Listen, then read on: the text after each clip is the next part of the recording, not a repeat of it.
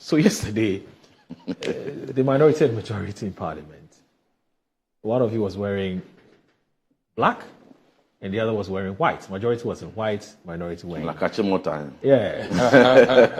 What was happening? Reverend, you have any idea why you guys? Yeah. Honestly, for us, we wore black in solidarity with the masses of 23,000 people who have been revoked, their appointments revoked. Oh, that's the issue. Source of livelihood is so critical and it's so important because when people have been to school, trained, and become professionals and got jobs, and then all of a sudden you revoke the appointment, their source of livelihood is gone. Some of them, it's so sad that they've been teaching for 4 months, 5 months. They go to the village, it's not their hometown, they have no relative. They have to go and borrow money and pay rent advance for 2 years.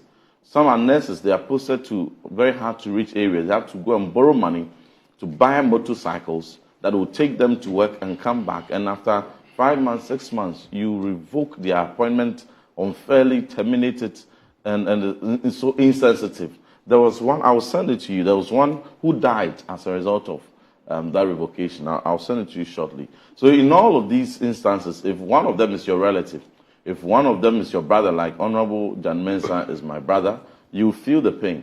If some of them are, we are very youthful people. So if the youth seeking jobs have got jobs, and then you come in to terminate unfairly, we are not even talking about people who were terminated after December 7th. Some of the appointment letters that came, some of them have been at work NCA for about 5 years, 7 years. Some have been at work for 4 years. In some cases at SM Bank, they've been at work from July, August, September in MPRA, GRA, and nurses, teachers. Some have been at posts even as far back as September, October. You come to terminate all of them.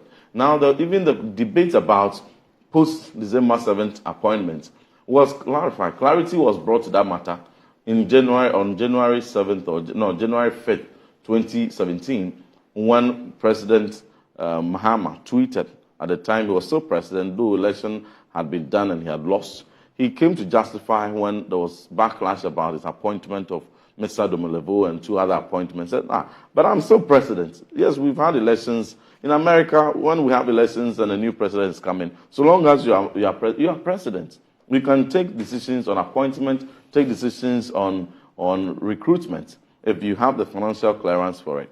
And so there was nothing wrong with it. He justified it. He tweeted it. I have that tweet here up to now. Now, following after that, the government spokesperson, now Minister of State, government spokesperson, my neighbor and good friend, Mr. Honorable Felix Kwacho Fosu, also came forcefully, mounted a spirited defense on January 5th, 2017, 2 days to hand it over. The fact that we have 2 days to hand over, there's no part of the law that certain president recruiting people up front, and for which there's no. So if we are going by that same principle, that clarity that was offered, even if some were appointed or recruited post December 7th, what wrong have they, committed, or how has that affront? Go ahead with recruitment of new people, or is the intent to just victimize them? Because if the intent is to free up space, 23,000 compared to some 100,000 or 1 million jobs that people are effectively expecting, what savings have you made? In an Akan language, we say, if we try to touch Maria, if you cut your tongue and chew, you haven't chewed any much meat. And so we stand in solidarity with them because clearly organized labor has not been forceful, has not been assertive in fighting for the 23,000 victims whose appointment have been unfairly terminated, the way we expect them to. Because when the organized labor last year, some part of last year, organized Galamsey, strike on Galamsey, it was forceful, it was massive. UTAG went on strike because they felt that Galamsey was an issue related to organized labor. They may be affected indirectly. It's an important issue. But it wasn't as direct as a matter of labor. What is more relevant to the cost of labor than for 23,000 people to be terminated unfairly? I was expecting yesterday that the president, being the father for all, being the president of not 6.3 million NDC voters, but president of 32 million Ghanaians, would have said that the exercise of that directive from chief of staff was done in essence by some, heads of agencies, and for which he would give a directive because he believes in a principle of jobs creation. And in that same principle, everybody whose job has been revoked must be reinstated.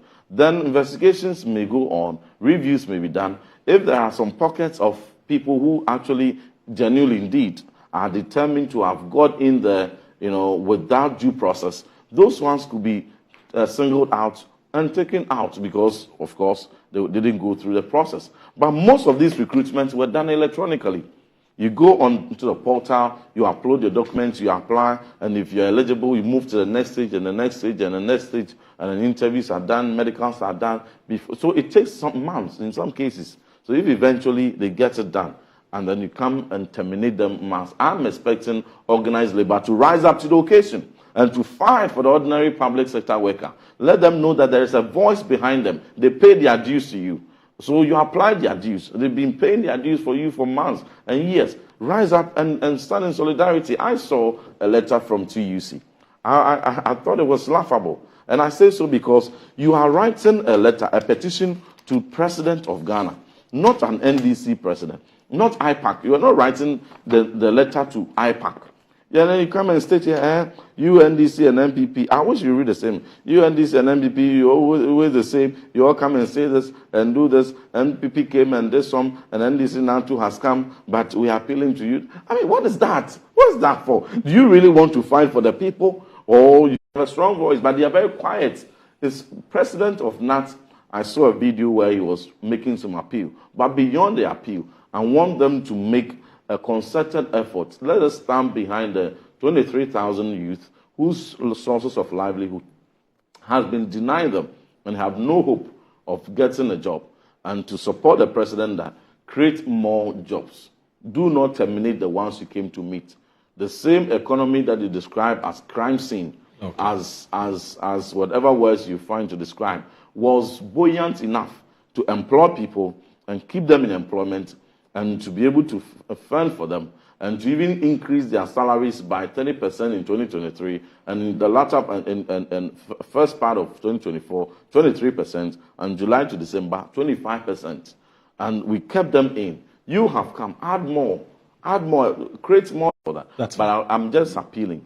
Let us be sensitive to the youth that you are being voted for, okay, to come and create jobs for, and to give them hope. Don't start on this note. Okay. You have strong goodwill.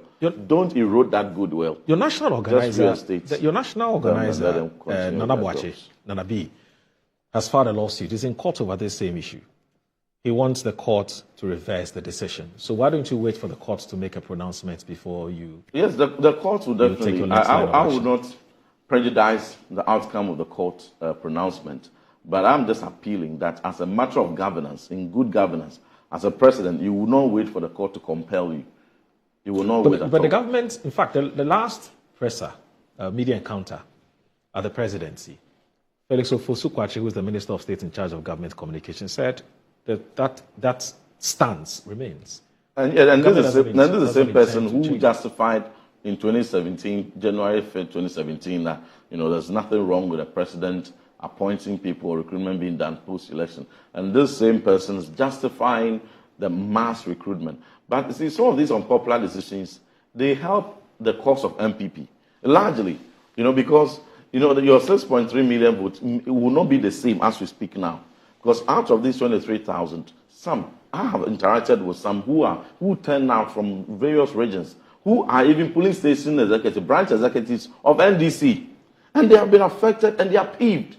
Even those who are MPP, they have relatives who are NDC, who are among the 6.3 votes. So your vote is never the same. These decisions put you on a highway towards opposition, very early opposition. But I will not sit here to gloat in the fact that these unpopular decisions are going to put you in opposition very early for my party to come to power, for which I should watch my compatriots to suffer with no one speaking for them. I expect the president to show leadership, to rescind that decision. before waiting for the court to come and compel him to do so. Okay. But you've heard about the case of the Apollo, is it Apollo 450 or Apollo?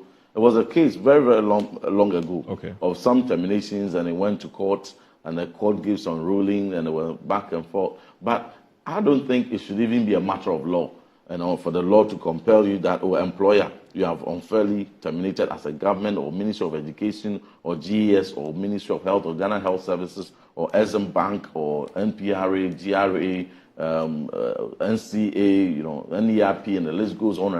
And so reverse these things. You should take leadership so that the kind of goodwill you have, at least for the first 6 months, must be sustained. Okay.